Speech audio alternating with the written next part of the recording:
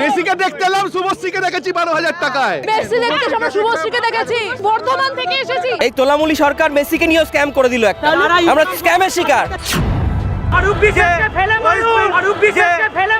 2026-এর জন্য টাকা জোগাড় করছে, এগুলো টাকা জোগাড় হচ্ছে।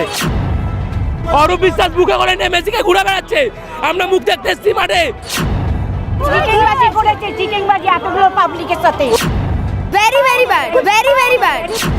মেসি ভারতে এসছে কিন্তু সঙ্গে এনেছে একেবারে চূড়ান্ত বিশৃঙ্খলা। কলকাতায় যা ঘটেছে সেটাকে শুধু খারাপ আয়োজন বললে কম বলা হবে। এটি ছিল ভারতীয় ফুটবল ইতিহাসের এক ভয়ঙ্কর লজ্জার মুহূর্ত।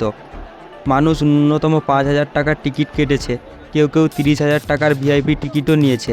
কেন? শুধু একবার মেসিকে নিজের চোখে দেখবে বলে। কিন্তু বাস্তবে কি হলো? মেসির চারপাশে 100 জনেরও বেশি মানুষ, পিছে পলিটিশিয়ান, তাদের আত্মীয় স্বজন, অপ্রয়োজনীয় ভিড়, ধাক্কাধাক্কি, টানাটানি, জোর করে ছবি তোলা। ডি পল, সুয়ারেজ, বিশ্বজয়ী প্লেয়াররা এক কোণে দাঁড়িয়ে, কেউ পাত্তাই দিচ্ছে না, শুধু মেসি আর মেসি চিৎকার। এটাই কি ফুটবলের সংস্কৃতি? এটাই কি কলকাতা, ভারতীয় ফুটবলের তথাকথিত মক্কা?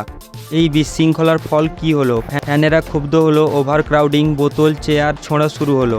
আর মেসি সে চলে গেল, যাওয়াটাই স্বাভাবিক। ভাগ্য ভালো হায়দ্রাবাদ আর মুম্বাই অন্তত সম্মান বাঁচিয়েছে।